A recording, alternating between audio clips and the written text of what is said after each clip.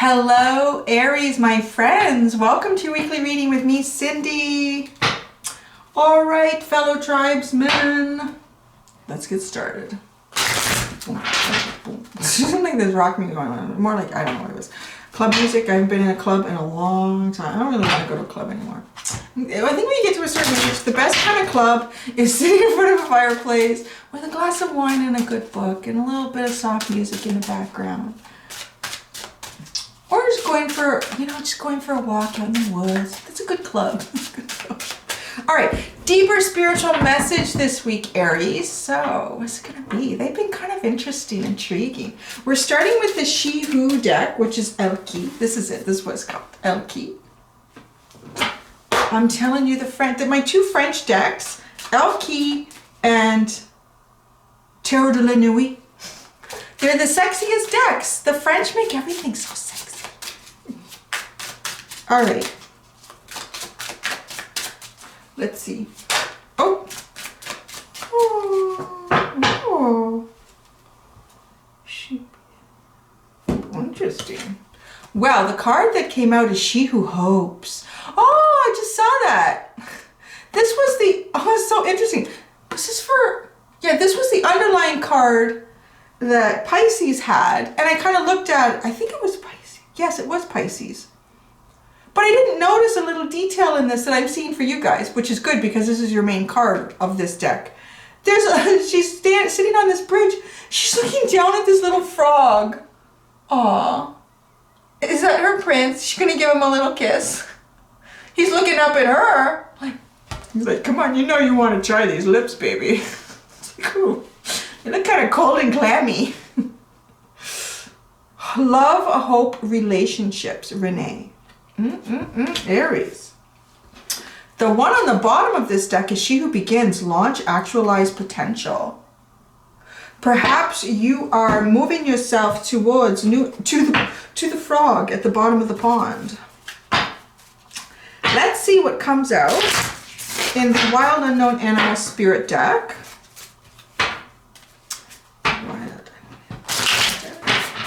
How do they forgive me? I bit my lip the other night. I keep playing with it because it bothers me. I was having roast beef and I chomped. You know when you chomp, like I crunched. It crunched. Put my napkin, was like, yeah, that's blood. That's not from the roast beef. That's my blood. And then I bit it again like 5 minutes later. I was like, oh, that hurts so much, doesn't it? And then it'll be swollen and you'll bite it again like every time you go to eat because it's sticking out. And it's the worst because you're eating something and it's yummy. You picked it to eat because you want to enjoy it. It's yummy and you need nutrients. So you're kind of eating it and you're in this happy little bliss. And it's almost like getting punched in the mouth. It hurts so much. It's healing, but it is like a big ouchie and that bothers me. Please bear with me if I seem to be playing with my mouth. All right. Is that it? That's the only card you're going to get out of this deck? Well, then that's how it is. Ooh, the butterflies at the bottom, but what came out? Oh, look at all the butterflies on the bottom of that. Oh, you're hatching out. Maybe you're hatching out of the Four of Swords. Oh, yeah. Look at that. Nice light. You're shining your light there, Aries. Wow. This is good. You didn't even hit the firefly. You're just like, I'm done. I'm just like, whoop, here we go. This is one of the most powerful high vibrational energies I have in the deck. That's pretty good. Look at you. All right, so now we're going into the fairies. So far, you're just getting one card from each. I'm going into the fairies. I used to use this a fair bit, and I actually used it a lot in December. Sorry, like my house is on the corner, and I'm always watching what people are doing here. Yes, but I only needed to for Aquarius. I didn't for Pisces. I do get like really good messages out of the imagery, and then some of my memory banks from stuff that the book has in here from the author, the illustrator. I might go into the book. I might not. Let's see what comes out for you regarding the fairies. What comes out for Aries regarding the fairies?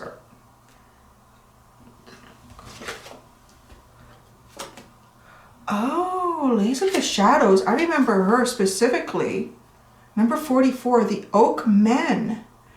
What is the Oak Men? I don't think I've ever pulled that one. Oh, I'm going to have to go in the book. Ooh, kind of looks like a wooden vampire. Okay. Lace of the Shadows. I know her specifically. That one I know. Let me see what comes in with just looking at this Oak Man energy.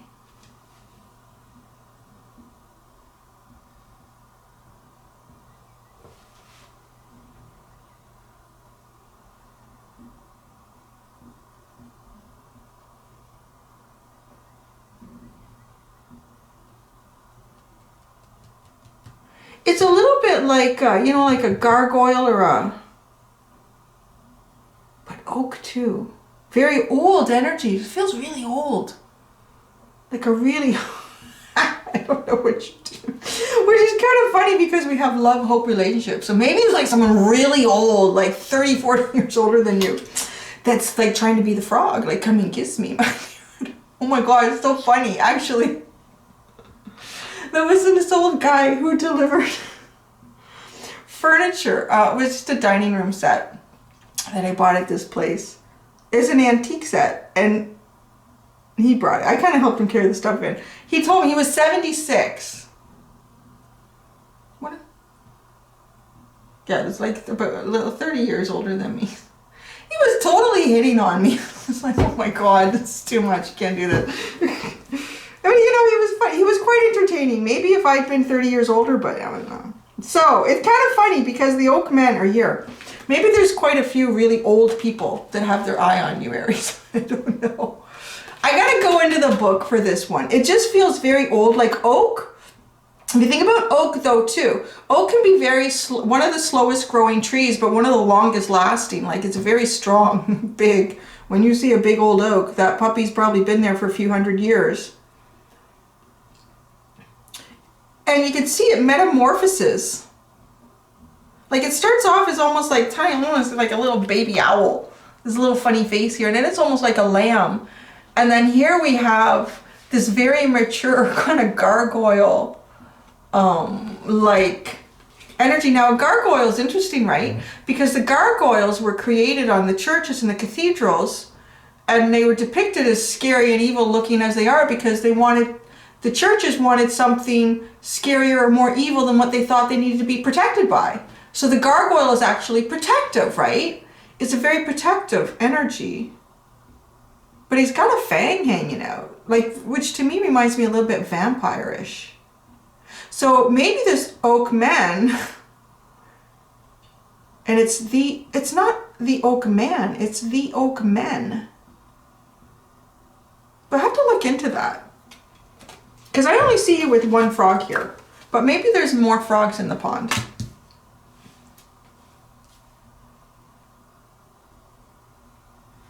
Now, okay, let's go to the Lace of the Shadow. So this one, I like to call this is like the social worker of the spirits, the fairies, and it's number 44. It's a very, very divine spiritual energy. This is the energy that goes into the alleyways. This is the energy that goes into the darkest areas of humanity to shed light. It really does, which is kind of interesting because you have the hummingbird here. I'm getting a little, there's a lot of energy coming in here. I gotta figure out who is who here in this story. The hummingbird, I want to go with my initial was you. My initial feeling was you. So it's you, Aries, the hummingbird. There's the Oak Men between you, and then this Lace of the Shadows, which is moving in a different direction.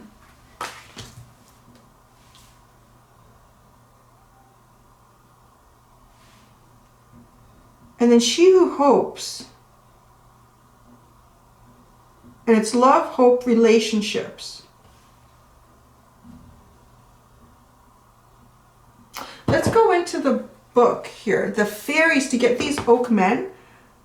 Now the hummingbird is facing She Who Hopes. So I feel like you're very high vibrational energy. You're very high vibrational, or you're about to move into a very high vibrational energy. Because what I like about, for me, the depiction of the hummingbird is it's all white. There's all light, and there's where it's all light, just on the edge of the darkness is still like all this color. So the hummingbird is very efficient at keeping heavy energy away. So you could describe that as overthinking, negative thinking, something doesn't go right, like, it's like, okay, it's all right. You know, like kind of coming back, shooting back, keeping your energy sort of high is what the hummingbird does. And it does it so efficiently. It flaps its wings so fast that as long as it's in movement, it's good. Like it's high efficiency. And the hummingbird also goes past the shit and hits the nectar. I think it's kind of like in one of the decks that has a hummingbird. I don't think they said shit in the book. My mom watching, because she's an Aries, and she tells me, don't say that. Okay, she who hopes. No, that's not. The oak man. Here we go. Keep it together, Cindy. It's my lip, right? It's distracting me. The oak man, strength, ancient wisdom, and depth. Ooh.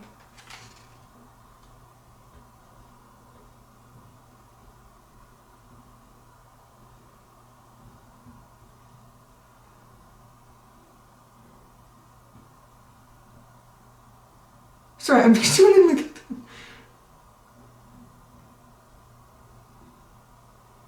It's about projection. Okay. Have the oak men changed? Of course not. But what people project onto them has. When we look at a fairy, we can simply project all of our fears and insecurities and prejudices and delusions on them. Or we can try to see them as they are. In a sense, all oracles are simply mirrors of the wisdom and confusion within the reader. But if we only look at them through our personal filters and projection, we learn very little. It is only when we actually try to see beyond ourselves that we begin to use the oracle as a mirror of the cosmos and all of its wisdom. Oh my goodness.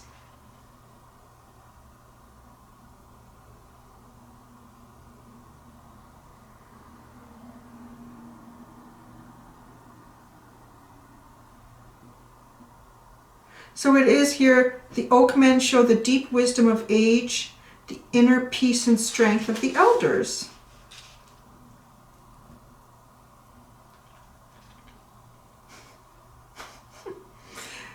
So this is what the oak men are about. Can you look at them and see them as they are? I'm sorry I'm reading all this. I've never pulled this card out, honestly. Can you look at them and see them as they are? Or can you only see your own projections? The universe, like the oak men, is full of wisdom and compassion and strength, but it doesn't always come in pretty packages. Huh, well, of course not, yeah. Well, So yeah, so that makes sense. Like things that test you, things that push your buttons, things that, yeah, that's basically it.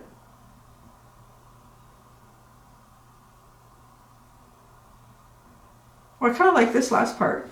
It also suggests that we might learn a lot from trees. Consider the trees and their wisdom. Connect with a wise old one and ask for help. Do you ever do that? Like walk in the woods and you find this massive tree. Are you drawn to it? I am so drawn to like a giant massive tree. And it feels like that, right? It just feels like I just need to touch it. I need to touch it. And you feel like you're connecting with something like so big, so old and wise. And you know, people that just look on the surface like it's just a tree, but it's not just a tree. It's alive. It has energy running through it. All the things that scientists and biologists have discovered about trees is amazing. They communicate with each other underneath their roots. They communicate through pheromones in the air, like they're highly communicative. It's just amazing. And you know, you touch a big old tree and you just feel, like I can just feel the energy and the depth and almost like the heaviness of it. And you can stand there. Even when I was a little kid, I used to look at some of the giant pines, like the big, massive pines along the water's edge where my grandfather had a place. I was so fascinated. I used to think to myself, like, man, this tree was here before, like, the Europeans were even here. Like, it's, what has it seen? That's pretty neat. So anyways, I might need to pull clarifiers out for you. This is a very deep message. Like, the love, hope, relationships, I think it goes beyond, like, any romantic connotation here. Like, it's seeing things for what they are. Oh, seeing things for what they are without putting your projections on them. So, like, look at her again. She's sitting here on the bridge and she's looking at the frog. It's a frog, right? Like, it isn't the prince. Is she looking at the frog and saying, oh, you could be my prince? Because that's a projection. That's what the oak men are telling us. Don't project. Just see them for what they are. Because when you project, you will get disappointment. Because you're projecting things based on your own belief system, based on your own experiences.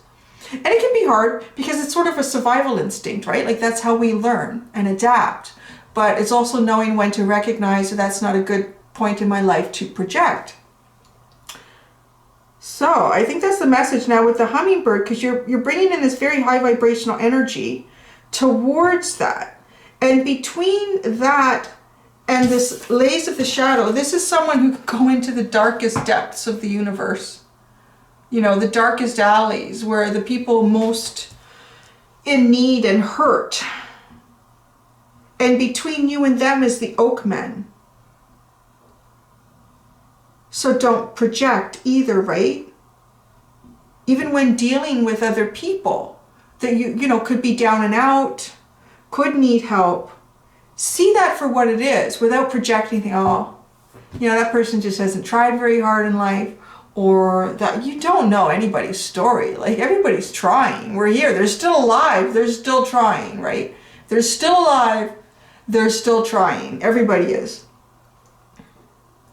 And we all have like different stories. And the oak men, just too, I'm getting the message to just watch and listen to get the story. To watch and listen to get the story, Aries. So as if this oak man energy has something to teach you.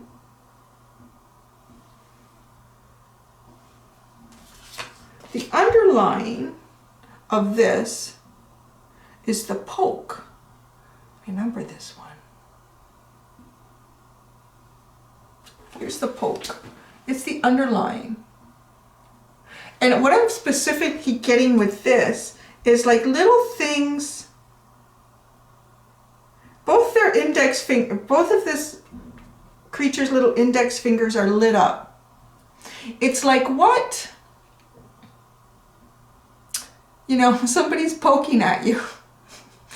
It's like, oh. And when you're a kid, it literally is someone is poking at you, and then you become older, it becomes figurative. Things that they're doing, things that they're saying. But are they doing it to poke you? To irritate you? Or are you projecting that? Are you projecting that? Because the fingers are lit up, which tells me they're trying to guide or they're trying to enlighten somehow. But you're projecting and it's feeling like a poke, right? Does that make sense? You getting it? Because we have the light here, like shining the light, seeing the light, being in the light, keeping yourself sort of high vibrate. Yeah. Oh yeah, because look at her fingertips are all lit up too.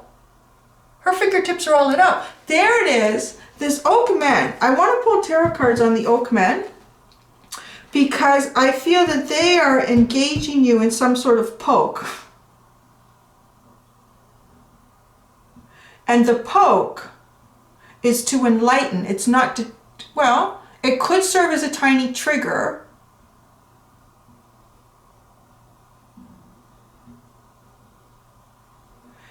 It's like this exists, or they exist, or the situation exists to push you to a point of enlightenment. To push you to a point of enlightenment. And you have launch, right? She who begins, launch, actualization, and potential.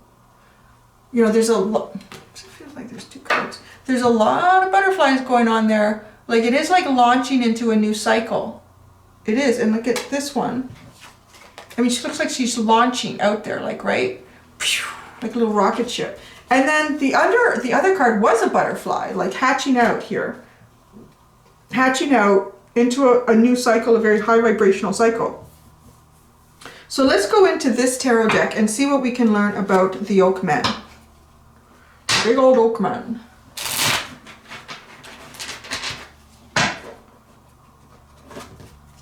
I just had this visual of like going up to a great big oak tree or a great big pine tree, like, and just be like fascinated touching it, thinking you're having this spiritual experience with the tree. You're like, oh great. And then you walk away and you start walking and you trip over its roots and you hit your face. You're like a freaking tree. The tree's like, it's your fault. I've been here for like 800 years. It's like, oh, I wasn't looking. And that would be so Aries, right? Like, okay, I'm gonna boom. Oops. All right, the Oak Men. Who or what are the Oak Men doing? The Oak Men here for Aries. Jeez. Interesting. The Tower and the Five of Swords.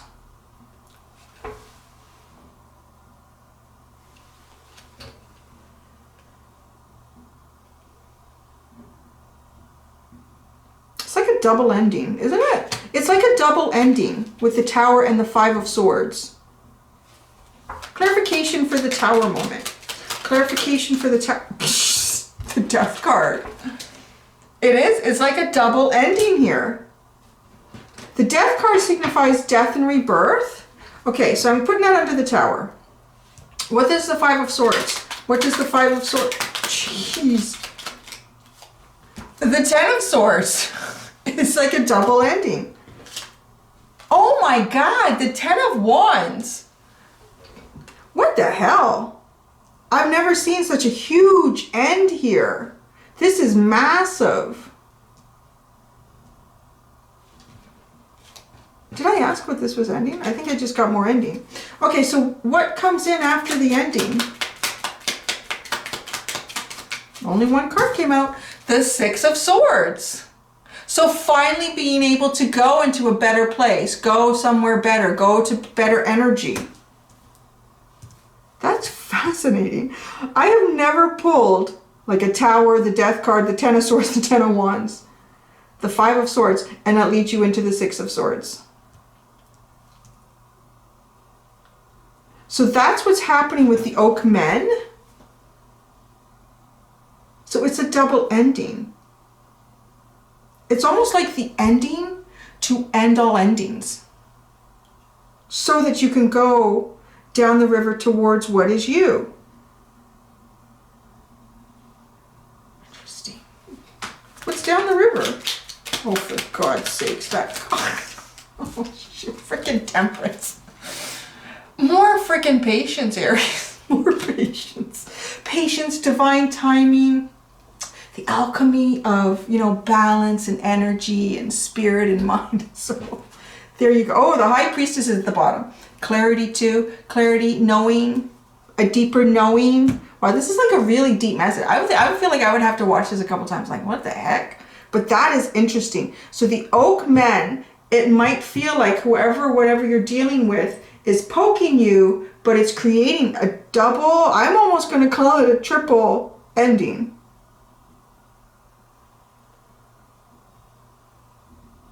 I don't know. I've never seen such a massive ending like that with the Death card, the Ten of Swords, and the Ten of Wands to clarify the Tower.